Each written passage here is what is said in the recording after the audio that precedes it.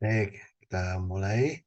Eh, Kalau saya baca SAP atau silabus, eh, topik hari kedua atau pertemuan kedua Fitokimia 1 itu adalah strategi pengembangan dalam obat tradisional. Strategi pengembangan dalam, maksudnya strategi dalam pengembangan obat tradisional barangkali ya. Oke, nah, nanti diperbaiki lah. Itu. Nah, yang saya sampaikan itu adalah eh, obat tradisional itu di Indonesia seperti apa, ya. Kemudian eh, kebijakan-kebijakan pemerintah terkait pengembangan obat eh, yang obat tradisional. Kemudian eh, kita lihat juga tren dunia seperti apa, eh, dan juga di Indonesia seperti apa, serta bentuk-bentuk sediaan. Ini saya melihatnya informasi ini penting banget. Karena apa? Eh, Terkait obat tradisional ini, eh, yang bisa ikut terlibat di dalam kegiatan obat tradisional itu bisa banyak, apa namanya, eh, bisa banyak pihak. Jadi tidak harus pakai modal besar, tidak harus pakai teknologi tinggi, tapi sejak dari hulu kita sudah bisa terlibat. Sejak penyiapan bahan bakunya, kemudian tentu saja kalau ada uh, yang paling penting itu justru si usernya, penggunanya. Oke, kita lihat ini. Kalau kita lihat obat tradisional Indonesia, ada yang lebih senang menggunakan obat bahan alam Indonesia. Eh, ke Kenapa obat bahan alam Indonesia? Eh, Bahannya itu sebetulnya nggak terbatas pada tanaman. Kalau herbal itu cocoknya untuk tanaman, tapi sebetulnya obat bahan alam Indonesia bahannya itu bisa mineral, bisa juga dari hewan. Dan penggunaan produk dari hewan itu eh, cukup eh, dominan di Asia Timur dan beberapa di kita juga tentu saja, ya. Nah, kemudian kalau kita lihat obat tradisional sebetulnya ya cuma jamu ini yang namanya obat tradisional, ya. Jamu, ya. Kemudian yang obat herbal terstandar itu sudah ada sentuhan teknologinya, sudah ada sentuhan ilmunya. Bahkan di dalam persyaratannya itu udah jelas-jelas nggak boleh simplisi ya bahan bakunya, harus ekstrak, ya. Kemudian fitofarmaka ini udah lebih canggih lagi, eh, apa dukungan ilmiahnya atau bukti ilmiahnya, yaitu dia menuntut adanya uji klinik, ya. Uji klinik eh, apa yaitu eh, evidence base atau bukti yang dicoba pada manusia. Dan menarik, sekarang itu fitofarmaka itu sudah ada formulariumnya.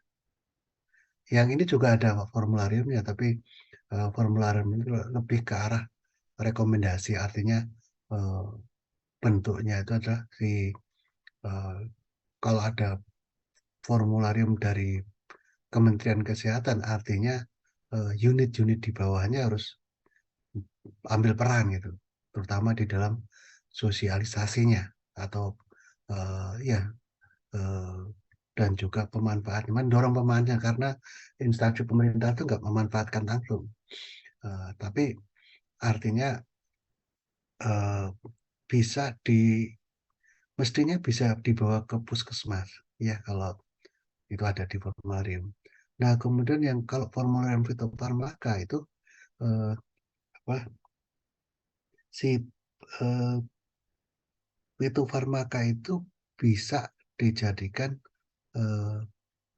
obat yang bisa diklaim melalui asuransi yang diselenggarakan pemerintah, yaitu BPJS. Jadi kalau ada orang ke puskesmas, kemudian ke rumah sakit, dokternya memberikan resep fitofarmaka, maka itu bisa diklaim di asuransi. Itu kalau kita lihat usaha pemerintah untuk meningkatkan peran atau kontribusi obat bahan alam Indonesia itu sudah cukup tinggi. Nah, masyarakat juga sebagian besar antusiasmenya untuk menggunakan obat-obat dari bahan alam Indonesia itu juga cukup tinggi. Yang perlu ditingkatkan kontribusinya adalah si praktisi kesehatan yang lainnya. Kalau kita lihat penelitiannya sih banyak tuh di kedokteran maupun keperawatan itu yang meneliti obat-obat bahan alam gitu. Tapi praktek di rumah sakitnya itu yang belum banyak. Dan mungkin karena si fitofarmaka atau obat-obat bahan alam Indonesia itu uh, tidak cocok untuk tindakan-tindakan yang darurat. Jadi di rumah sakit itu banyakkan obat-obat yang diperlukan untuk tindakan darurat atau tindakan yang responnya itu segera dapat diamati. Kan tidak ada orang yang ingin tinggal di rumah sakit kan ya.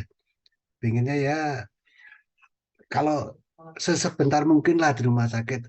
Kalau perlu ke UGD aja udah itu pulang gitu. Itu inginnya masyarakat begitu. Jadi lebih enak berobat itu di rumah.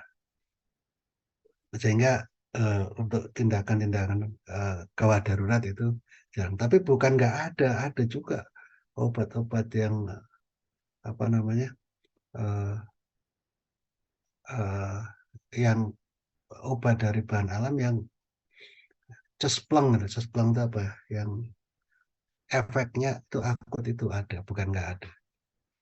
Itu, nah ini OHT itu bahan bakunya terstandarisasi, memenuhi persyaratan keamanan dan mutu. Jadi ini dari aspek bahan bakunya, kemudian ada persyaratan. Jadi di Badan POM itu mengeluarkan persyaratan-persyaratan untuk apa namanya produk-produk obat tradisional.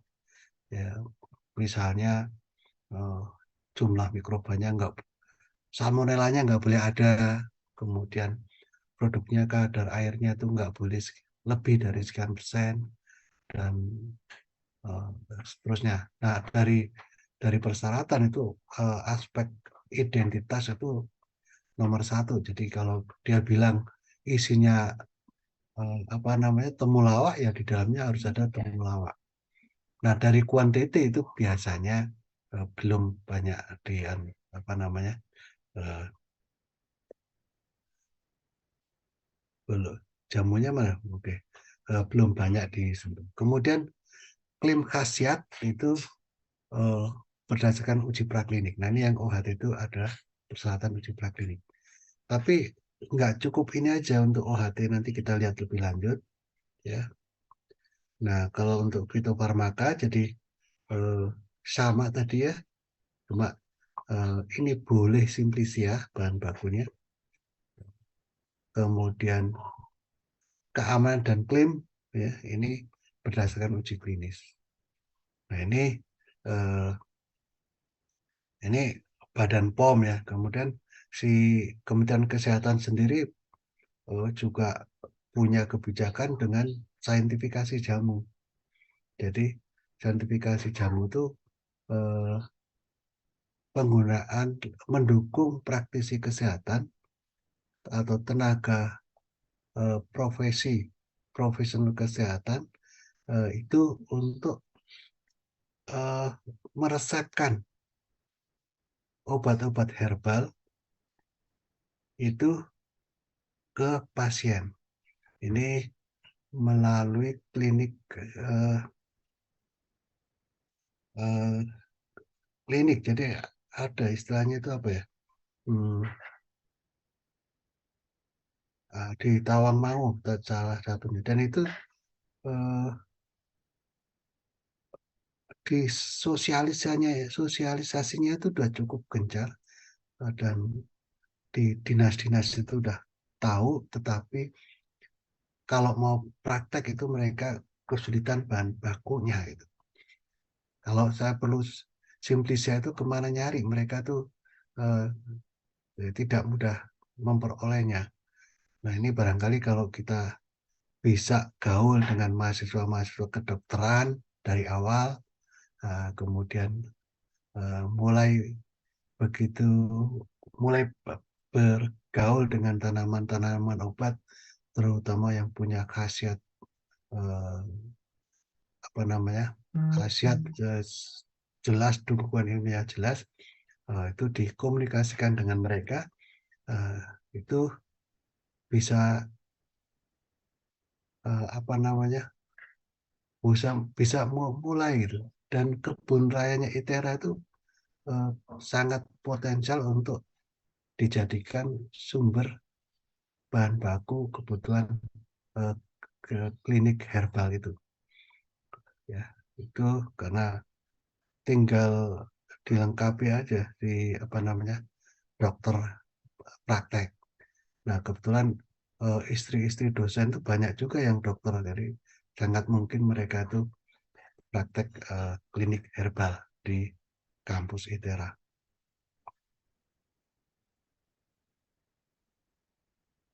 Nah, ini dia yang ini diagram ini ada di eh, peraturannya atau apa ya di Badan POM, ya. Salah satu dokumen Badan POM tentang pedoman uji klinik kalau nggak salah, ya, uji klinik dan uji praklinik, Badan POM itu, atau itu atau panduan kebijakan fitofarmaka ini. Tapi nih yang jelas kebijakan dari sana, ya. Jadi herbal itu ada yang non tradisional, ada yang tradisional. Tradisional itu artinya sudah digunakan oleh masyarakat, terdokumentasi. eh, Nah, ini yang paling gampang itu ada di eh, formularium obat tradisional itu. Eh, Kemudian, nah ini kalau mau didaftarkan, ia itu didaftarkan sebagai jamu.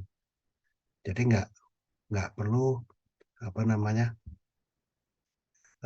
tidak perlu uji klinis. Artinya kita punya perusahaan, ya, kemudian perusahaan itu bisa mendaftarkan. Jadi nggak bisa individu itu mendaftarkan, tapi harus ada badan hukumnya, dan badan hukum dengan ruang lingkup yang sesuai. Dan itu tidak mudah, jadi badan hukum yang apa namanya, tidak susah, ya, itu tinggal diurus ke notaris. Kalau mau konsultasi bisa konsultasi ke dinas kesehatan tentang keinginan membuat industri ini, atau bisa ke Balai Besar POM di Lampung. Nah, kemudian dari jamu ini kalau mau ditingkatkan, ya, itu menjadi obat herbal terstandar, ya. Ini yang banyak dilakukan oleh industri-industri jamu kita itu sampai di sini, OHT, ya. Ini eh, biayanya cukup lumayan, tapi nggak besar-besar amat. Ini eh, cuma ditambahin uji praklinik. Uji praklinik itu relatif tergantung jenis ujinya, ya. Nah, ini eh, biasanya dilakukan eh, oleh lembaga-lembaga perguruan tinggi atau lembaga riset. Nah, tetapi perlu diperhatikan untuk uji praklinik itu kalau kita ingin produknya itu didaftarkan, uji praklinik itu harus diajukan, diusulkan ke Badan POM protokolnya. Jadi sejak proses itu udah dari awal berkomunikasi Badan POM. Setelah protokolnya itu disetujui, baru dilaksanakan. Kalau hasilnya sesuai yang diharapkan, baru didaftarkan. Kalau uji praklinik dikerjakan sendiri, protokol sendiri, mengacu pustaka, tidak sesuai dengan kemudian direview oleh kelihatannya nggak akan diproses kalau itu apa namanya uji-uji sendiri gitu. Karena harus ada proses izinnya dulu untuk ujinya. Ini ada ada pedomannya ya, untuk memperoleh izin dan sebagainya, ada pedomannya dari Badan POM. Kemudian dari OHT itu bisa ke fitofarmaka. Nah ini lebih rumit lagi, ini harus uji klinik sama, jadi uji klinik yang merdeka itu nggak laku, jadi uji kliniknya itu harus lapor dulu, konsultasi, dan mengajukan fitofarmaka, ini protokolnya, nanti direview sama mereka, setelah disetujui, nah direview akan sesuainya dengan pedoman uji klinik fitofarmaka, itu baru disetujui ujinya. Hasilnya sesuai baru bisa didaftarkan dan diproses. Itu kira-kira. Jadi kalau kita penelitian berorientasi ke arah produk yang didaftarkan, itu dari awal harus sudah bergaul dengan pihak-pihak terkait. Kalau uji klinik misalnya, itu harus ada apa namanya clearance dulu, apa namanya clearance untuk uji klinik, artinya dari komisi etik. Jadi persetujuan komisi etik, yang uji praklinik juga perlu persetujuan komisi etik. Jadi menggunakan hewan percobaan itu juga ini ada ketentuan-ketentuannya. Nah, ke ini yang klaimnya tidak empiris, ini nggak bisa didaftarkan ke OHT. Ya. Yang klaimnya tidak, artinya tidak ada bukti-bukti bahwa masyarakat itu menggunakan apa namanya si bahan jamu itu, herbal itu untuk aktivitas-aktivitas farmakologi yang ini ya, biasanya istilah-istilah penyakit yang baru gitu ya, misalnya antivirus itu nggak ada istilah tradisionalnya ya, antivirus, kalau antibakteri itu masih, antimikroba masih mungkin lah, karena infeksi-infeksi itu cocok.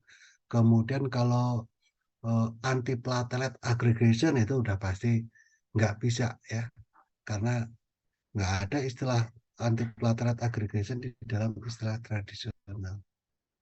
Jadi itu gangguan-gangguan yang sifatnya advance gitu ya. Nah itu apakah nggak bisa di produk yang punya aktivitas bagus itu nggak bisa dipakai oleh masyarakat dan didaftarkan ke Badan POM? Bisa, tapi harus melalui fitofarmaka. Nih, jadi fitofarmaka ini di Indonesia jumlahnya makin banyak. Sekarang udah ada berapa ya, Pak ya? Ada cukup banyak, 25-an kalau nggak salah. Itu ada nggak banyak industri-industri yang mendaftarkan fitofarmaka, tapi ada yang sangat gencar mendaftarkan fitofarmaka, yaitu DLBS yang itu grupnya Dexa. Ya. Jadi perusahaan-perusahaan farmasi yang besar yang memproduksi bahan alam itu mereka tertarik untuk memproduksi fitofarmaka. Dan mereka juga berusaha memasarkan produknya tidak hanya di Indonesia, tapi sampai ke diekspor. Dan marketingnya juga perlu usaha keras sekali untuk meyakinkan uh, si meyakinkan si anu,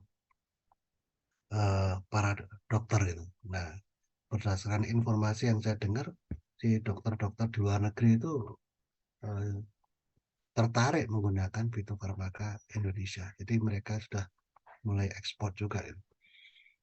Nah, yang non tradisional ya, jadi itu tanpa riwayat tradisional, jadi itu si tanamannya atau non indigenous, jadi tanaman obat itu nggak ada di Indonesia, tapi dapat didatangkan dari mana itu nggak nggak bisa jadi jamu, ya. Dia harus kalau mau didaftarkan harus jadi fitofarmaka. Jadi kalau jamu harus ada sejarah atau riwayat penggunaan tradisionalnya. Nah, apakah ini hanya tanaman-tanaman asli Indonesia? Ternyata kalau kita lihat produk yang terdaftar itu ada eh, ada bahan-bahan yang tidak asli Indonesia, misalnya ginseng. Nah, tapi ginseng itu udah lama digunakan di Indonesia juga. Kemudian ada eh, obat-obat Cina, itu ada industri yang eh, PT apa gitu ya, menawarkan produk-produk yang eh, barang-barangnya itu dari Cina. Ternyata bisa gitu. Nah, ini barangkali karena di obat-obat itu sudah lama digunakan di Indonesia, sehingga bisa tadi dia menunjukkan bukti-bukti bahwa telah dipakai oleh masyarakat Indonesia sejak berapa tahun itu berapa generasi. Nah, kalau kita lihat sediaan tradisional itu eh, ini dari Simplicia ya, kemudian diproses ini yang tradisional itu dibuat infus, kemudian eh, atau dekok, kemudian dipekatkan itu. Misalnya ada yang dari dipanaskan dengan air 4 gelas nanti jadi 4 gelas gitu. Eh, kemudian sekali pakai diminum sekali minum. Kalau saya sendiri eh, yang dipanaskan dari 4 gelas ke 1 gelas itu nggak begitu serap ya. Karena apa? Itu terekspos panas sangat dengan panas itu yang sangat intensif. Jadi ada kemungkinan eh, sudah ada eh, perubahan-perubahan yang tidak kita inginkan. Nah, tapi kalau lihat penggunaan tradisional memang banyak yang begitu dari dengan 4 gelas jadi 1 gelas. Nah, kalau saya minum jamu itu ya saya minum karena kalau minum tuh ukurannya 1 gelas paling banyak saya pakai 1 gelas. Contohnya jati Cina itu berapa banyak saya rebus itu eh, dosisnya nggak tahu nggak pernah baca pokoknya saya coba aja satu anu eh, sak jumputan pakai jari kemudian nggak ada 1 sendok sih. Direbus dengan air 1 gelas udah itu diminum itu. Hasilnya seperti apa ya ditonton aja itu. Nah ternyata udah ketemu dosisnya oh kalau segitu tuh pas. Kalau kelebihan waduh kebablasan gitu. Nggak bagus juga gitu ya. Eh, Nah tapi kalau ada apa namanya kalau masyarakat umum ya ngikutin apa yang beredar di masyarakat itu. Nah ini kalau industri ini eh, apa namanya kalau dilihat dari bahan bakunya ini kemudian diekstraksi ya, kemudian dipekatkan. Ini memekatkannya udah pakai teknologi supaya tidak terjadi kerusakan senyawa yang terekstraksi. Ada yang difraksinasi udah dapat ekstrak itu difraksinasi, misalnya oh, apa namanya si menir meniran ya meniran Phyllanthus niruri itu di dalamnya itu ada imunoserat stimulannya, tapi di situ juga banyak tanin. Ya. Tanin itu kalau kita minum itu menyebabkan konstipasi. Nah, fraksinya itu dibuat fraksi yang taninnya berkurang. Ya. Jadi divaksinasi, vaksinnya itu yang dipakai untuk imunostimulan. Itu contoh ya. Eh, Nah, kemudian pengeringan, nah biasanya dibuat dalam bentuk kering, ya. Nah, kemudian baru diformulasi. Ada bentuknya tablet, ada granul, ada yang eh, tahan asam lambung, jadi ada yang dibuat nano produk ya untuk meningkatkan kinerja sediaan. Jadi teknologi nano juga udah masuk untuk eh, obat-obat herbal. Nah, ini tujuannya macam-macam. Saya ambil contoh insulin ya. Insulin itu eh, saya pernah mengikuti seminar di Jepang ya. Itu eh, mereka mengembangkan teknologi untuk pemberian insulin itu melalui oral. Yang sekarang kan melalui injeksi. Dan orang itu paling nyaman itu kalau pakai obat itu melalui oral, bukan pakai injeksi. Kecuali enggak, tidak bisa ya. Ya, kalau injeksi itu ada istilahnya itu eh, invasif gitu ya. Invasif itu melalui perusakan jaringan, jadi ditusuk, digores dan sebagainya. Itu kurang cenderung dihindari.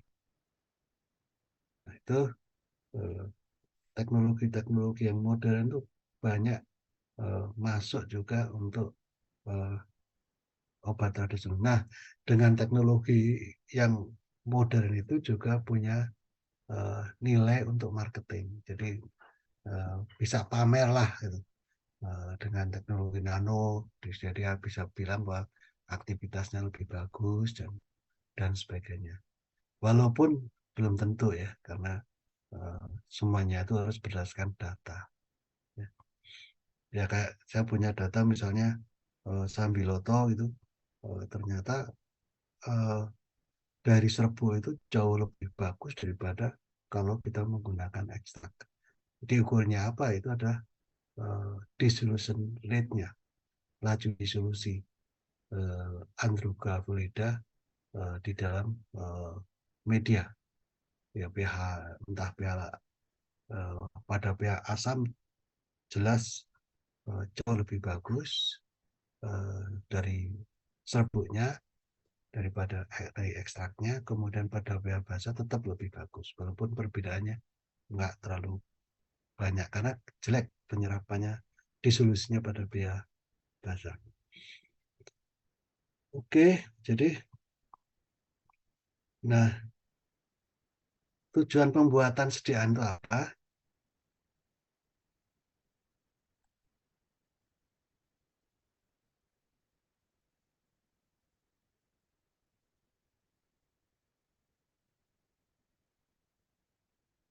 Ya, tujuan pembuatan sediaan itu nomor satu kemudian pemakaian, dosis, palatabilitas. Jadi kalau makanan itu nggak ada dosis.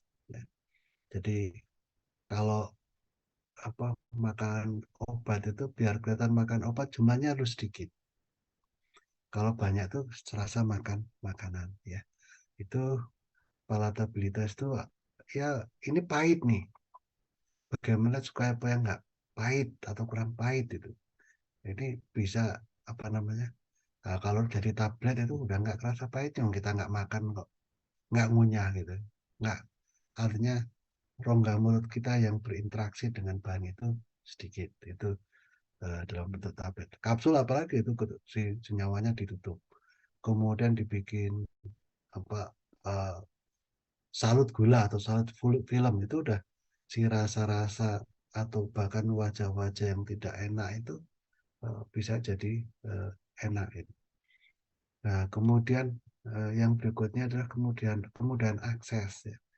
Jadi kalau kita lihat herbal itu memang mudah disediakan, tapi kalau kita nyari di sekitar kita, apalagi di kawasan Jakarta itu yang isinya tembok semua, nggak ketemu bahan-bahan yang kita perlukan. Padat kalau lihat tanamannya mudah tumbuh.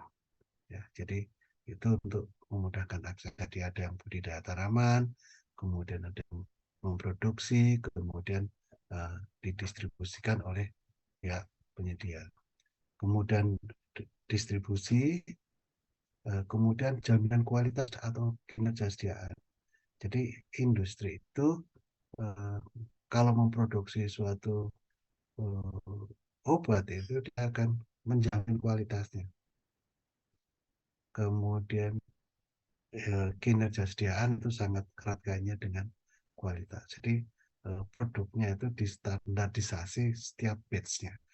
Beda dengan produk-produk yang dihasilkan oleh pabrik-pabrik teknik kimia. Mereka itu ujinya itu mungkin sekali seumur hidup pada waktu pendaftaran aja, tapi nggak seperti yang di farmasi. Tiap batch itu uh, apa namanya dikontrol, kemudian uh, bahan bakunya itu distandarisir, kemudian bahkan in proses pun diuji. Gitu. Tujuannya apa? Itu kalau kita lihat quality assurance itu tujuannya adalah untuk menghindari kegagalan di dalam proses produksi. Nah, kemudian kalau udah final product itu uh, menjamin bahwa produknya tidak dikembalikan oleh konsumen karena sudah memenuhi syarat. Kemudian jaminan ketercapaian tujuan pengobatan. Nah, ini peningkatan kinerja sudah ada di atas. Oke, itu kira-kira jadi industri itu punya uh, responsibility atau tanggung jawab untuk. Nah, tanggung jawab itu terkait juga apa namanya intinya menjamin kualitas itu untuk menjamin si ke, kesinambungan juga karena kalau kualitasnya nggak bagus tentu saja si eh, pasien tidak akan menggunakan lagi. Eh, ini ada keputusan Badan POM 0005/24/24/11 tahunnya kelewat nggak ditulis itu tentang OHT dan eh, farmako fitofarmaka ini kalau nggak salah 2020 nih setelah kasus COVID. Jadi mereka punya terminologi OMAI, obat modern asli Indonesia. Ya, itu jadi keputusan Badan POM itu tentang OMAI. Siapa OMAI itu? Itu adalah OHT dan obat herbal terstandar dan fitofarmaka. Nah, tingkat pembuktiannya medium dan tinggi, diproduksi di Indonesia, ini syaratnya, jadi nggak boleh impor. Kemudian bahan baku asli dari bahan alam Indonesia. Ini penekanan dari keputusan Badan POM ini. Jadi bahan baku asli dan dari bahan alam Indonesia. Nah, tapi tadi saya sudah sampaikan ada produk-produk yang pakai bahkan pakai nama Cina ada di belum fitofarmaka sih di OHT. Perusahaannya saya paling nggak ada dua perusahaan. Yang satu tuh Fitokemindo yang di mana tuh dekat Bogor, Gunung Putri. Yang satu lagi kalau nggak salah di Bandung, Pak, perusahaannya. Itu Omai, Anda harus kenal juga Omai. Nah, Obai ini tadi udah disinggung, jamu adalah obat yang keamanan dan kemanfaatannya dibuktikan secara turun-temurun. OHT berdasar dari jamu. Riwayat keamanan dan kemanfaatannya telah dibuktikan secara ilmiah. Jadi ada penekanan nih. OHT itu dari jamu. Ya. Ada uji praklinik, bahan baku tersedia dan diproduksi oleh IoT yang sertifikat CPOTB. Jadi industri obat tradisionalnya harus punya sertifikat. Ya.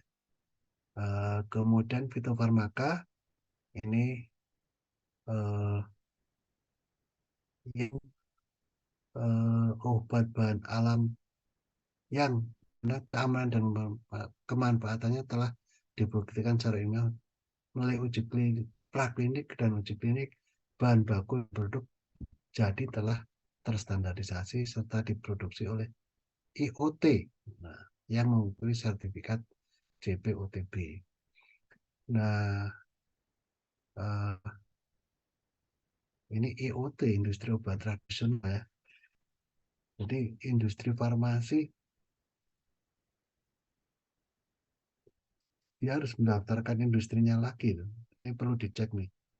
Industri farmasi yang memproduksi obat herbal, misalnya Kimia Farma atau Indofarma, eh,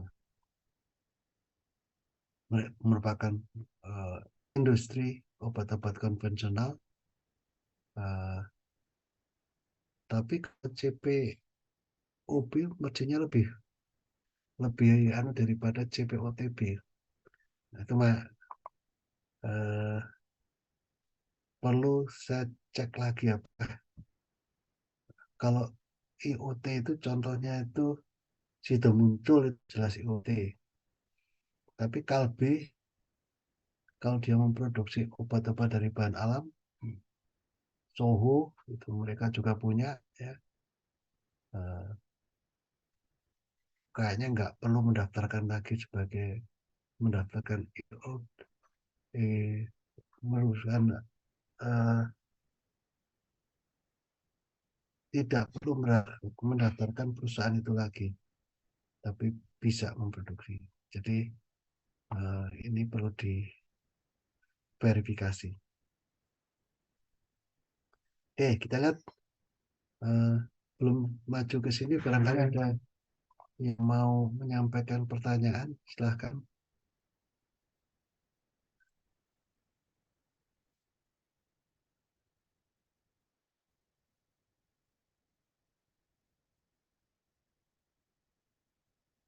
Tanas,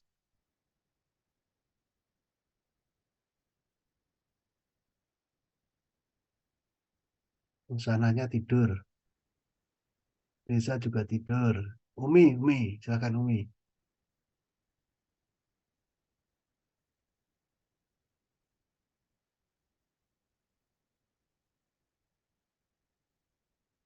Umi tadi melek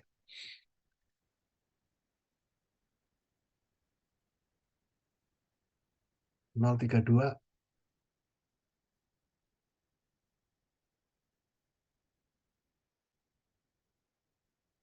Yang bingung Umi nanya aja.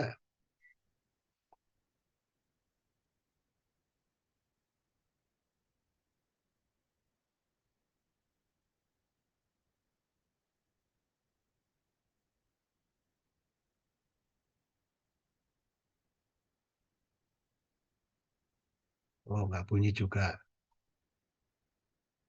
Oke, Sanin, Dita, Lulu.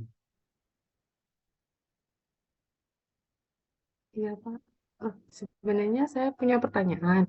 Oh, Nah, boleh. sekarang itu kan sedang apa tren untuk apa jus detox itu. Apakah itu mirip dengan jamu ya, Pak, atau lebih ke kategori lain?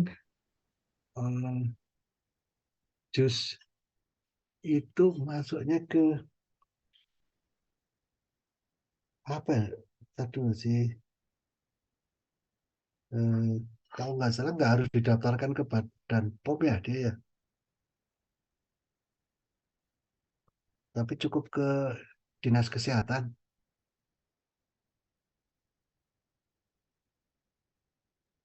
PIRT ya, anunya. Itu izinnya se- apa namanya? Lupa kodenya itu.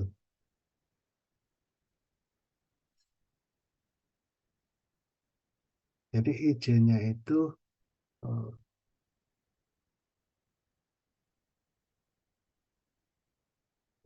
apa? Sertifikat. SP ya kalau nggak salah. Kalau dulu sih sertifikat pelatihan gitu bahwa si apa pengrajin itu udah mengikuti pelatihan dan itu bisa SP nomor berapa itu artinya nggak harus dian. Tapi itu sudah lebih bagus daripada eh, apa eh, makanan daripada bakso yang nggak perlu izin-izinan ya. Itu udah paling nggak kita harus melaporkan bahan-bahan yang kita masukkan apa aja eh, dan di tempat pembuatannya juga dikunjungi. Ya. Tapi saya belum ngecek lagi perkembangan terakhir. Apakah apa eh, apakah masih seperti itu?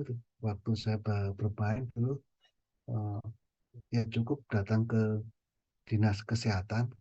Itu dinas kesehatan level kabupaten atau eh, kabupaten atau wah, kota madya itu dapat surat nomor itu untuk SP nomor berapa nanti yang sebagai dasar yang ditampilkan di dalam kemasannya.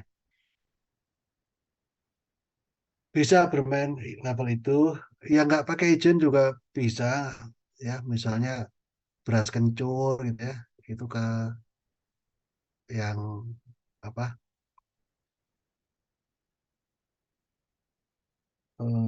distribusinya itu terbatas. Kalau nggak punya izin ya nggak bisa di apa eh, tidak bisa dijual ke eh, ke unit-unit distribusi yang legal. Unit distribusi yang legal itu seperti apa?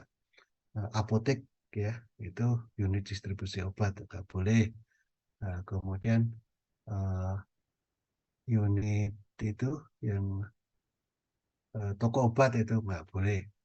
Nah, kalau di apa namanya di toko jamu boleh nggak itu? Saya nggak tahu toko jamu itu ada izinnya atau nggak. Kayaknya nggak deh, belum deh.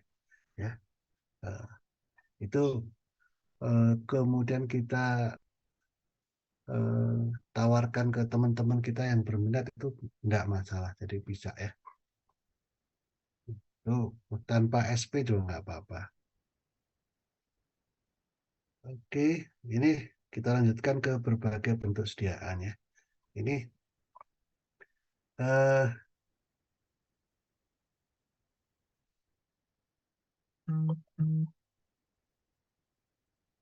ini bentuknya simplisia ada, jadi kita bisa merilis produk dalam bentuk simplisia yang dikemas dalam wadah ya. Ini yang didaftarkan sebagai jamu banyak ya, yang ini untuk memperluas pemasarannya, yang tidak didaftarkan juga ada. Ya. Jadi misalnya jamu godhogan yang di pasar-pasar itu banyak itu dijual tanpa didaftarkan. Ya. Ini eh, ini bahan alam yang telah dikeringkan yang digunakan untuk pengobatan dan belum mengalami pengolahan kecuali dinyatakan lain suhu pengeringan tidak lebih dari 60 derajat Celcius. Masyarakat biasanya dijemur pakai sinar matahari saja. Nah, kemudian sediaan galenik ini eh, disebut ekstrak atau sediaan kering, kental atau cair dibuat dengan menyari simpisian nabati atau hewani menurut cara yang cocok di luar pengaruh sinar matahari langsung itu sediaan galenik. Nah, kemudian ini rajangan ini ya, contohnya eh, ini sediaan obat berupa satu jenis simplisia nah, atau campuran beberapa jenis simplisia yang cara penggunaannya dilakukan dengan pendirian atau penyeduhan dengan air panas. Ini contoh produknya, ini saya ambil dari internet, ramuan jamu darah tinggi, isinya apa aja, ada temulawaknya, ada apa namanya, kayu secangnya, ada kayu eh, bidaranya, Circumscribus dan sebagainya. Ini banyak ya.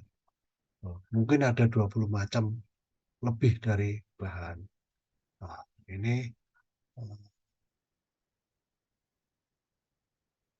nggak tahu nih apakah ini dibalik, tapi kalau tulisannya tekanan darah tinggi juga.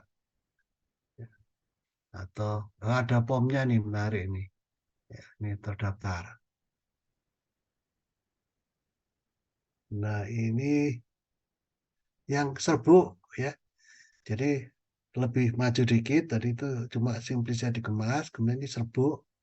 Ini berupa butiran homogen dengan derajat halus yang sesuai. Ini biasanya halus banget. Kalau dilihat di mikroskop, fragmen-fragmen pengenalnya udah nggak kelihatan. Ini terbuat dari simplisa atau campuran ekstrak yang cara penggunaannya disedot dengan air panas. Jadi dimasukin. Nah, ini yang sering ditambahin BKO ini ya, jangan serbuk-serbuk ini. Dan melihatnya itu sebetulnya eh, apa namanya, eh, melihatnya itu mudah. Jadi karena si BKO-nya itu kalau yang jumlahnya besar itu berupa kristal atau amorf dan warnanya itu putih sebagian besar. Jadi kelihatan kalau ada bubuk putihnya, eh, beda dengan putihnya si pati ya. Itu patut diduga bahwa itu ada BKO-nya ya. Nah, kemudian yang sebelah kanan ini serbuk serbuk instan ini juga banyak. Jadi eh, ekstrak itu dibuat kering biasanya dengan menambahkan gula gitu. Jadi eh, eh, apa gulanya itu sebagai inti kristal. Jadi kalau kalau si eh, ekstraknya sendiri biasanya itu agak lengket, tetapi sebetulnya kalau ekstrak air nggak terlalu lengket. Nah, eh, apa ada gulanya itu menggunakan gula putih, ya ada yang menggunakan eh, gula kelapa atau gula aren gitu ya. Nah, ini instan itu artinya pada waktu pakai tinggal naruh, disiram air panas. Ini contohnya banyak. Kata instan sendiri udah punya kelihatan lebih modern daripada ini. Walaupun jamu banyak yang menggunakan itu. Jadi yang eh, dilakukan oleh masyarakat tentu saja pengeringannya itu menggunakan panas, dipanaskan terus sampai kering. Kalau yang di industri itu tentu saja pakai teknologi pengeringan yang lebih baik yang menjamin apa namanya, menjamin produknya kualitasnya standar. Nah, ini ada alumni yang dulu mahasiswa saya itu bergerak di bidang ini. Eh, Lumayan pasarnya, dia eh, apa namanya, cukup berhasil. Dan pada waktu itu eh, sudah ada peminat dari Afrika yang mau beli produknya, cuma dia kerepotan melayaninya. Jadi termasuk proses-proses administrasinya itu yang dia harus nyewa tempat, kemudian pengiriman, apa, banyaklah administrasi yang dia belum sanggup melayaninya. Jadi eh, apa namanya, eh, baru dipasarkan ke lokal. Ini bisa sederhana, bisa eh, artinya bisa dikerjakan di rumah rumah ya. Nah, apakah apa rumah itu bisa dibikin industri? Bisa ya. Jadi eh, apa tergantung ini levelnya. Tapi kalau untuk jadi IoT tentu saja eh, harus eh, ada CPOTB-nya, ada standar-standar persyaratan-persyaratan bangunan dan sebagainya. Nah, kapsul ini obat yang terbungkus cangkang keras ya, atau kapsul lunak. Eh, ini yang eh, cangkang lunak ya. Ini banyak ya. Ini paling paling mudah ini dari sisi ini apa namanya, prosesnya dibuat kapsul ya. Jadi tinggal serbuk, dosisnya kita tentukan, kemudian kita masukkan ke kapsul. Alatnya juga ada yang sederhana, yang campur alat apa untuk memasukkan ke kapsulnya. Kalau apa namanya paling sederhana tentu saja seperti yang di apotek, satu persatu dimasukkan. Kemudian lebih canggih lagi, ada alat yang sekali membuat itu 500 kapsul ya. Jadi dimasukkan cangkangnya, kemudian diisi, kemudian ditutup satu persatu, kemudian dikemas. Itu yang sederhana. Kemudian yang pakai mesin tentu saja ada. Yang bawah itu yang soft gelatin kapsul, ini yang agak ruwet. Eh, Teknologinya agak berat. Nggak banyak nih alat-alat untuk mesin untuk membuat soft gelatin kapsul. Nggak semua industri punya. Eh, ada industri farmasi yang menspesifikasikan, mengkhususkan diri produknya itu dalam bentuk soft gelatin kapsul, yaitu dari Avaria. Jadi entah itu antibiotik atau apa itu semuanya itu dalam soft gelatin kapsul. Nah itu eh, tapi soft gelatin kapsulnya tuh unik banget, keras itu, nggak seperti soft gelatin kapsul yang lain.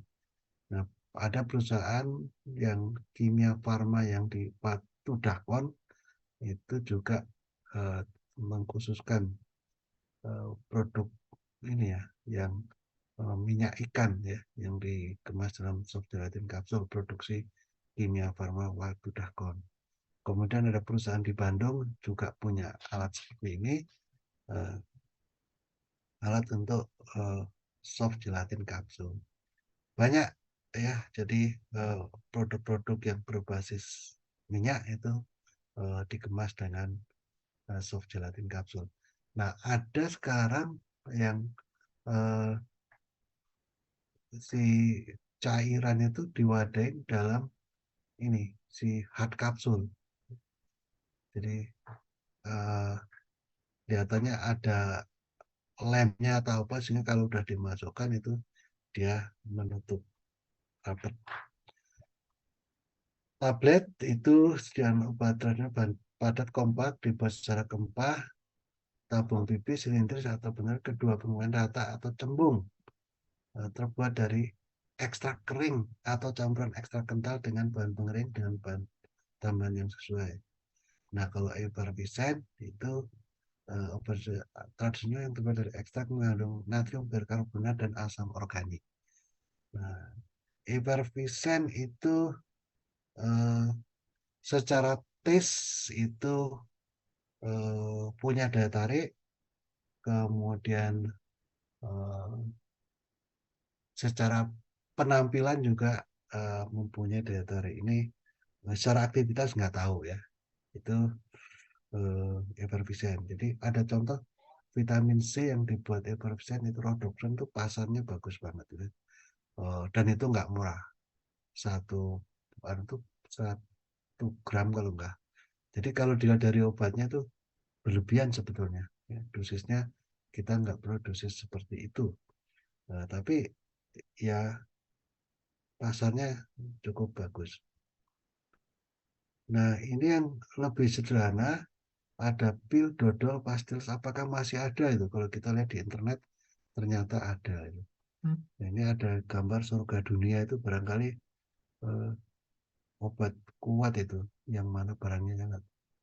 Nah, kemudian kalau lihat definisinya, ini ada di eh, keputusan Badan POM juga. Pil adalah sejenis padat obat terbuat berupa massa bulat terbuat dari serbuk, simplisit, dan atau ekstrak. Ini boleh serbuk ya. Nah, ini produk-produk Cina itu banyak eh, dalam bentuk pil. Kemasannya juga botol kecil-kecil, pilnya kecil-kecil juga itu banyak. Nah, dodol atau jenang ternyata masih ada sediaan obat tertentu dengan konsumsi lunak tetapi lihat, terbuat dari serbuk atau ekstrak. Jadi boleh serbuk, boleh ekstrak. Pastiles ini banyak ya, paling enggak Pagoda Pastiles itu punya Afiat nih, Pagoda Pastiles ya. Itu Wibet itu juga seperti itu. Berupa lempengan pipi umumnya berbentuk segi empat terbuat dari serbuk simplicia atau ekstrak. Jadi boleh serbuk atau ekstrak. Kemudian cairan obat dalam ini. Eh, eh, Sediaan obat tersebut berupa minyak, larutan, suspensi, atau emulsi terbuat dari serbuk sungai atau ekstrak digunakan sebagai obat dalam. Kemudian cairan obat luar ini sama dengan yang di atas tapi digunakan untuk obat luar. Jadi yang obat luar itu eh, contohnya param kocok gitu ya. Jadi eh, menggunakannya dioleskan. Ya, itu param kocok. Salep, krim dan parem. Nah, salep ada ini eh, terbuat dari ekstrak ya, yang larut atau terdispersi. Jadi bahannya ekstrak parem. Nah, ini serbuk atau ekstrak. Nah, paremnya ini. Parem itu kalau nggak salah pas makainya didispersikan di dalam air baru dioleskan ya. Ini parem. Ini ada produknya. Jadi, nah, Philips ini tradisional banget ini. Tapi kalau kita lihat di internet produknya masih ada. Jadi di Philips itu ditempelkan di kayak ini nih, tapel itu bisa di perut di mana di tempat yang eh, terdampak. Ini bahannya berupa serbuk atau ekstrak untuk obat luar. Ya. Eh, saat ini belum pengalaman menggunakan. Zaman saya kecil sering melihat orang yang pakai membuat sendiri obat-obat yang dibuat tapel atau pilis itu eh, ada alat penggilingnya, penggerusnya juga unik. Lumpangnya itu apa ada legoannya tapi mirip segi empat, bukan bener. Koyo atau plester ini masih banyak ini, bahkan perusahaan Jepang itu eh, salon pas itu andalannya ya yaitu produknya dipasarkan di mana-mana di dunia ya. Itu bahan yang melekat pada kulit dan tahan air dan dapat bersih serbuk. Jadi bahan bakunya boleh serbuk atau ekstrak. Untuk obat luar ditempelkan pada kulit itu kuyuk ya. Ini contohnya kuyuk cabai dan sebagainya ya. Itu nah ini ada ketentuan di pasal 5 ketentuan itu. Nah, obat dalam berupa kapsul sebagaimana dimaksud dalam pasal 4 huruf C hanya dapat berisi ekstra. Kemudian obat dalam berisi minyak harus menggunakan kapsul lunak atau kapsul yang dibuat dengan teknologi khusus. Maksudnya kapsul biar keras, hard kapsul yang pada waktu di apa namanya uh, ditutupkan itu dia langsung uh, ngelem, jadi nggak cairannya nggak keluar. Nah, ada lagi suppositoria jelas ya boleh suppositoria eh, bahan bakunya itu ekstrak ya, jadi nggak boleh bukan serbuk simplicia. Jadi eh, mudah meleleh, melunak dan pada suhu tubuh penggunanya melalui rektal. Nah, ini ada eh, obat ambeien itu yang banyak itu dari graptofilum. Jadi coba lihat nanti preparat preparat ambeien itu banyak dari graptofilum. Jadi eh, apa namanya? Saya pernah pernah browsing di internet. Setelah saya eh, cari ke isinya itu ternyata ekstrak dari Krabtublu. Namanya saya lupa. Nah, kemudian ada yang bentuknya itu film strip, berbentuk lembaran tipis, digunakan secara oral. Itu film strip. Itu berbagai bentuk sediaan obat herbal. Ya, baik. Nah, kita ganti topik, yaitu melihat penggunaan obat bahan alam di dunia seperti apa. Ya. Nah, terminologinya di sana menggunakan istilah complementary alternative medicine atau herbal medicinal product. Dan di UK itu 20% dari survei itu dari 5.000 orang dewasa membeli complementary alternative medicine melalui over the counter. Jadi banyak dijualnya di tempat-tempat khusus. Ya. Apa namanya, herbal food yang biasanya jualan produk-produk seperti ini. Oh, kita ya kalau di sana itu lucu, yang jualan obat itu siapa? Kemis ternyata. Kemis itu seperti apotek, artinya jualan eh, yang dijual, yang dilayani itu bukan hanya obat sih, jarum jahit juga saya carinya di situ, di kemis.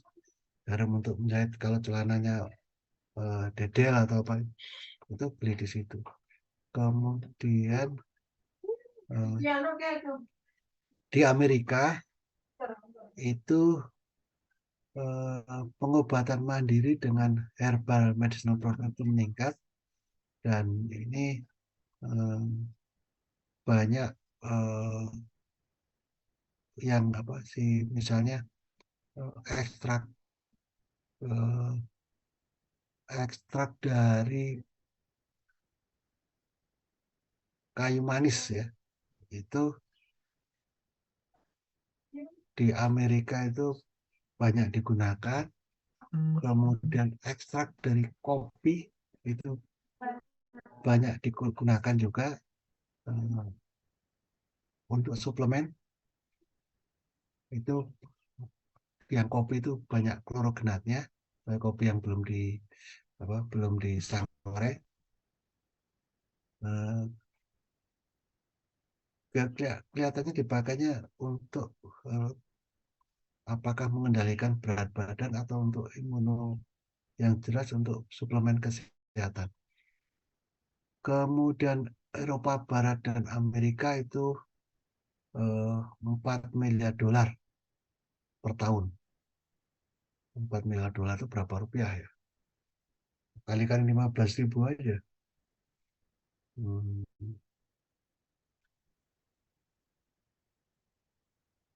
triliun ya. Ya. Nah, kemudian Prancis, Jerman, nah itu kecil ya. Itu jadi kalau kita lihat eh, di Eropa Barat ya tadi 4 miliar, tapi 3 miliarnya di Prancis dan Jerman. Jadi dua negara itu yang cukup dominan menggunakan obat herbal. Dan dalam 5 tahun terakhir katanya naik 50%. Nah, ini jamu palsu di Indonesia maksudnya yang eh, ada BKO-nya. Nah, industrinya banyak di Cilacap. Eh, apa namanya? Kalau lihat rumah pemiliknya itu kayak seperti istana, gede dan keren-keren tuh. Tapi kalau ditanya peredaran produk, ya mereka nggak akan, kalau ditanya nggak akan menjawab sih. Tapi pasarnya itu banyaknya di luar Jawa, bukan di Jawa. Nah, mungkin sampai ke Malaysia juga. Jadi kalau di Malaysia itu ada yang dijual yang di depan itu yang legal-legal, ada yang dibeli secara khusus yang apa namanya, ilegal ya. Ini omset jamu, ini saya sering ngikutin dulu.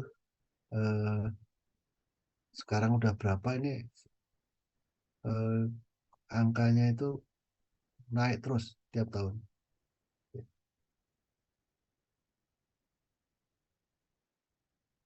Nah ini disampaikan bahwa eh, Indonesia itu pertumbuhan obat herbal itu paling pesat di Asia. Ya.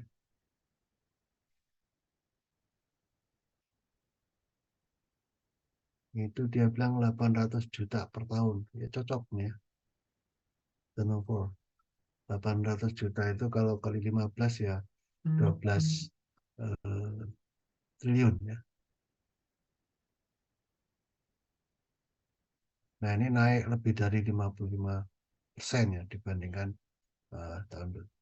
Nah tapi nggak nggak semuanya manis gitu ya. Ada perusahaan-perusahaan yang apa namanya, eh, perusahaan-perusahaan yang pingsan juga itu. Mungkin karena persaingan yang begitu kencang keras gitu. Sehingga eh, yang baru-baru itu tumbuh dengan kencang, tapi yang sudah lama established itu, eh, kalau nggak diem ya dia pingsan. Eh, yang kelihatannya yang maju pesat itu si Sido Muncul, kemudian Borobudur, kemudian di Solo itu ada Deltomed. Si Sido Muncul dan Deltomed itu dengan tolak anginnya, eh, kemudian Sido Muncul tolak angin, kemudian eh, si siapa, eh, Deltomed itu dengan antangin. Nah, kemudian si bintang 7, nah kelihatannya si Kalbe itu kalau ke produk-produk herbalnya itu udah dilempar ke bintang 7 itu dengan masuk anginnya itu, eh, yang omsetnya besar-besar. Kalau si apa, Borobudur banyak si produk-produk dia itu istinya bahan tunggal, jadi ekstrak-ekstrak tunggal. Nah karena tujuan dia sebetulnya eh, apa namanya ya, dia punya pabrik ekstrak dengan target jualan ekstraknya sebetulnya ya. Jadi dan harga ekstraknya tidak terlalu mahal, harganya cukup kompetitif, cukup bagus. Nah, tapi eh, paralel dengan itu dia jualan jamunya dan iklannya cukup gencar, terutama waktu itu si apa, kulit manggis, dan kelihatannya pengusahanya juga pelit gitu. Jadi kalau si Sido Muncul itu menggunakan Sofia Lajuba, kalau si Borobudur direkturnya sendiri jadi bintang iklannya ya. Itu kalau baca anu. Jadi banyak perusahaan-perusahaan strategi iklan tuh macam-macam. Dulu ada iklan yang eh, apa namanya, sakitnya di sini atau apa ya? Itu nama obatnya nggak nggak terkenal, tapi justru si bintang iklannya yang makin terkenal ya. Eh, tapi kalau pasarnya ke bawah juga. Jadi kalau misalnya kita ke apotek, kita lupa nama obatnya, kalau bilang sakitnya di sini dia akan tahu oh yang dimaksud itu ya. Itu kira-kira perkembangannya. Jadi yang yang industri-industri jamu yang tua-tua ini banyak yang pingsan juga. Jadi kayak situ si mana air mancur tuh dulu keren banget tuh. Di mana-mana produknya beredar. Tapi sekarang kelihatannya termasuk yang pingsan. Nah ini Herbal Market in UK, ini sumbernya dari CPI Product Fact Sheet. Natural Engine for Health in UK 2013. Kalau lihat UK itu pasarnya dari dulu ya segitu-segitu aja, kalau naik nggak signifikan. Karena orangnya itu sudah apa ya, kayak sebagai bangsa itu udah fasenya tuh fase stasioner gitu ya, bukan fase yang berkembang. Nah, kalau Indonesia itu masih berkembang pesat sekali. Jadi perubahan-perubahan itu diikuti dengan. Nah, kalau yang sudah seperti eh, Inggris itu perubahannya itu kelihatannya susah. Jadi jangan kaget kalau ilmu-ilmu informatika itu perkembangannya kemungkinan besar itu lebih maju di Indonesia daripada di Inggris. Ya. Ini segmen pasar ini penting untuk kita kenal ya, karena kalau kita ingin mengembangkan dan barangnya laku, mengharapkan barangnya laku, maka uh, kita membuat produk yang diminati oleh masyarakat. Nah, ini potretnya seperti ini. Jadi yang paling besar itu ternyata kesehatan sendi, kemudian kebugaran, ya. Jadi uh, kemudian kesehatan jantung. Ini kesehatan jantung itu banyak yang biasanya dikaitkan dengan hipertensi ya. Kesehatan wanita cukup dominan, untuk energi lumayan, sistem imun eh, apa namanya 6,7%. Nah, kalau sakit perut itu kok nggak ada gitu ya. Ada nggak ada. Padahal ada kemungkinan ya si masyarakat itu kalau punya masalah itu mengatasi sendiri gitu. Sehingga produk jadinya kurang diminati. Nah, ini ada contoh produk-produk yang tentu saja yang tersedia di pasar. Eh, ini Herbal Medicine Market Global Industry ini tahun 2019 ya. Ini tumbuh 5,88%.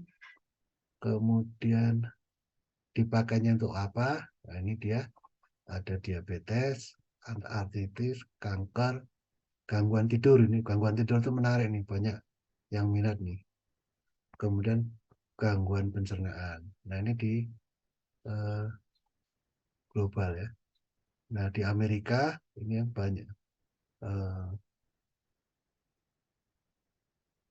ini obat alternatif, complementary medicine dipakai untuk kanker 43,1%, stroke 48,7%, artritis 43%. Jadi maksud persen-persennya juga saya belum eh, belum mencermati dengan seksama apakah 43% dari pasien kanker menggunakan alternatif complementary medicine, demikian juga dengan stroke.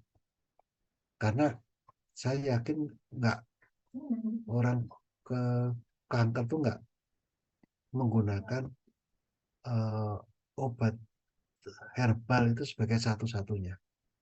Nah, kemungkinan komplementer tadi, kemungkinan ini adalah uh, penderita kanker itu menggunakan dua-duanya. Ya, 43%. Yang ini semuanya sekitar 50%.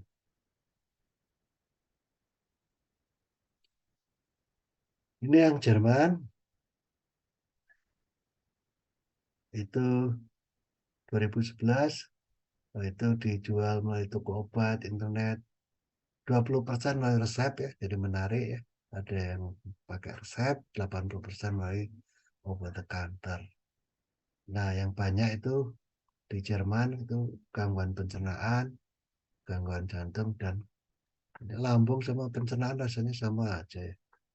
Kemudian sejak 2004 itu turun itu, kenapa turun? Karena ada Statutory Health Insurance Modernization Act yang mengeliminasi beberapa kelompok obat termasuk reimbursement fitoterapi. Jadi obat-obat herbal itu tidak bisa diklaim lagi.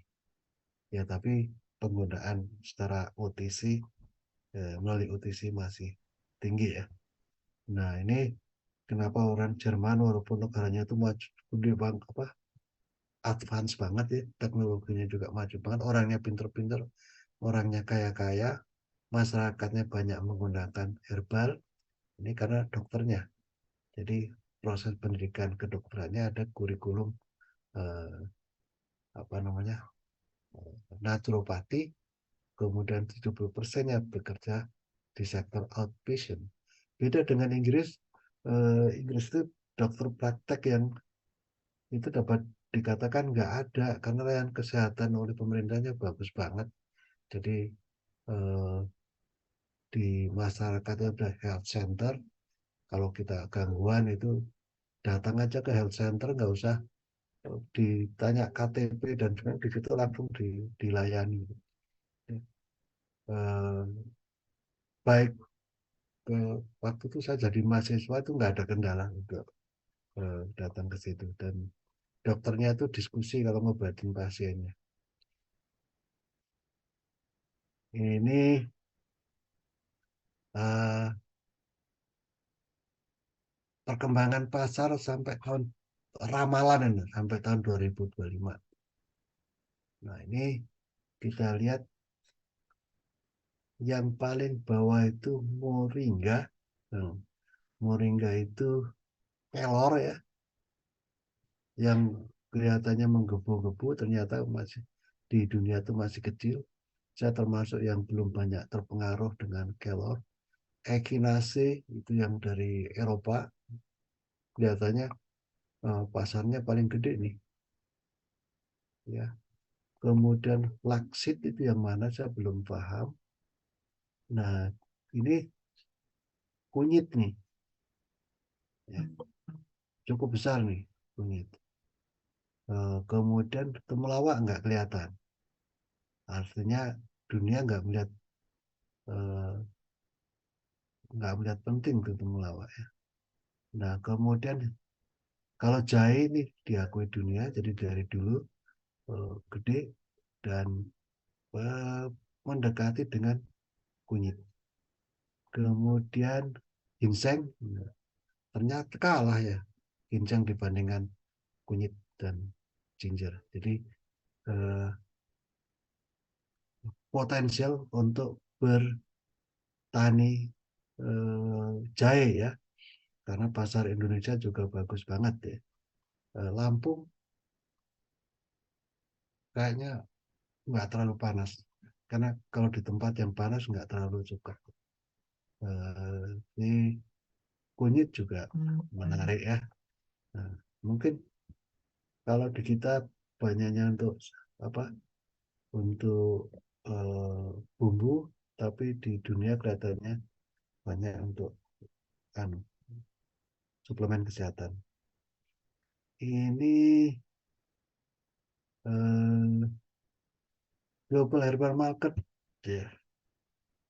Ini kalau lihat grafiknya itu menarik, always increase ya.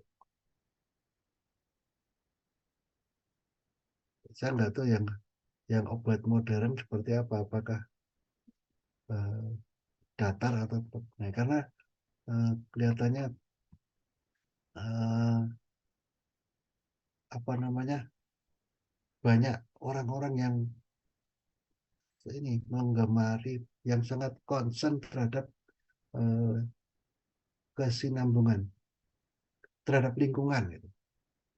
Sehingga mereka cenderung menggunakan obat-obat dari bahan alam. Itu dunia, jadi prospeknya masih bagus. Nah, kita lihat eh, penggunaannya seperti apa. Ini ternyata ini pharmaceutical, ini eh, food and beverage kecil, kemudian personal care and beauty product, kosmetik. Jadi dunia farmasi yang paling banyak menggunakan herbal medicine. Tuh, kemudian ini di Indonesia seperti apa? Ini suplemen makanan, jumlah produk yang terdaftar 2021, 2023.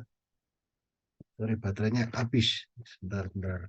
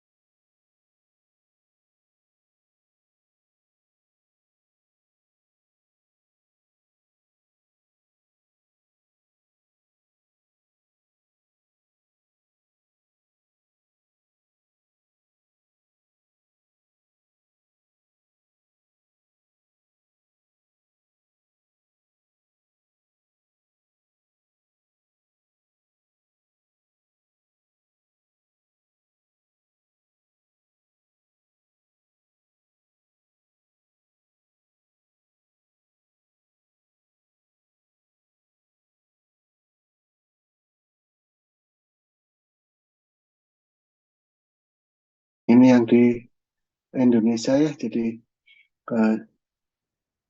kalau lihat pertumbuhannya pesat banget dari 21 sampai 23, dari 4.000 produk menjadi 8.000 produk.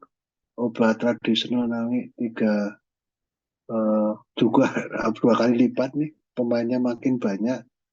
Yang obat itu stabil, nambahnya dikit. Makanan minuman juga naik pesat sekali, kosmetika juga naik pesat sekali. Ini menggambarkan makin banyak pemain ini kelihatannya ya, di tahun 2023. Ini eh, pasar yang produk-produk yang eh, yang terdaftar di Badan POM ya. Jadi eh, apakah pasarnya naik 2 kali lipat? Enggak seperti itu ya. Ini menggambarkan jumlah produk yang beredar. Banyak produk juga yang pasarnya sulit. Ini kita lihat konsumsi jahe dan kunyit yang di Indonesia itu. Ini kelihatannya jahe itu peningkatannya lebih tajam dari 2011 115 ton, 115.000, hampir 116.000 ton. Kemudian tahun 2015 itu lebih dari 2 kalinya. Kalau kunyit peningkatannya lebih stabil, bahkan fluktuatif. Nah, ini saya belum gali data tahun 2000 sampai 2023. Jadi kalau ada itu menarik sekali bagaimana perkembangannya. Jadi untuk merespon pasar ya. Nah, kemudian ekspor. Nah, ternyata kita udah ekspor ya. Jadi kemana sasaran ekspornya? Itu Bangladesh, Pakistan, Malaysia, Vietnam, Jepang. Kemudian awal tahun ini kalau nggak salah saya pernah rapat di Jakarta dengan Dewan Jamu. Ada yang Pak Victor dari Deltoma itu sedang membuka ekspor perdana ke Taiwan. Jadi kelihatannya si DLBS itu juga berusaha keras untuk ekspor. Kemudian tapi kalau si Wardah itu kelihatannya nggak tertarik untuk ekspor. Ngapain pasar dalam negeri aja udah kewalahan katanya. Dan terlalu ribet katanya. Nah, ini Ketua Dewan Jamu tahun berapa? 2020. Dia bilang 2017 sudah 10,6 triliun. Perkiraan 2020 sekitar 12 triliun. 2022 13,2 triliun, tumbuh 9,8% per tahun. Jadi sebelumnya itu naik 5% aja udah untung katanya. Ini saya nggak tahu nih apakah kalau lihat omset ekspornya segitu tuh gede juga kalau lihat anunya itu berapa besar pulang ekspor tuh judulnya ya. Tapi ini jamu dan tanaman obat, bukan hanya obat apa namanya, bukan hanya obat herbal. Jadi kemungkinan bisa dipahami karena termasuk simplisia.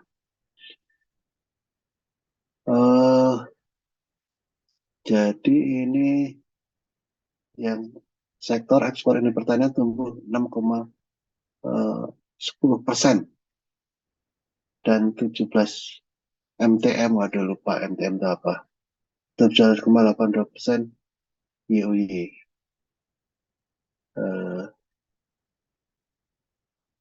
Yang meningkat diantaranya tanaman obat, aromatik, rempah-rempah, buah-buahan, sarang burung, dan hasil hutan bukan kayu lainnya. Itu, nah ini belajar dari ginseng. Ginseng itu diproduksi, diteliti, dan disukai oleh masyarakat Korea dan diminati oleh masyarakat di luar Korea. Pasar ginseng di dunia itu 2,2 juta US dollar. Nah, di Korea 1,1 juta US dollar. Jadi sekitar 15 triliun. Kalau 15 triliun itu hampir sama dengan omset jamu Indonesia ya. Nah, padahal penduduk Korea cuma 1/8 kali penduduk Indonesia. Nah, pasar ginseng cenderung naik dan dikonsumsi segala usia dari orang tua sampai yang muda.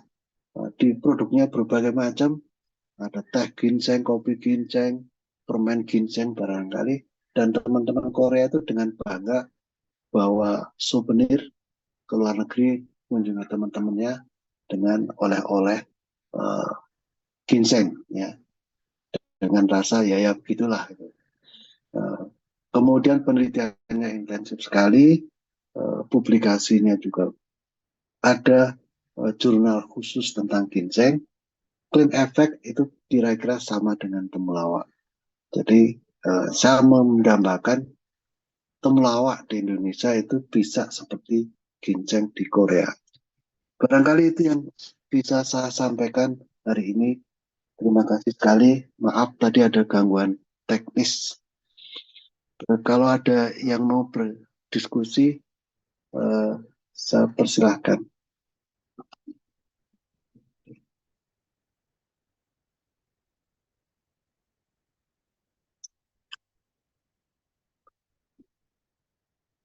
Oke, kalau nggak ada, saya ucapkan terima kasih.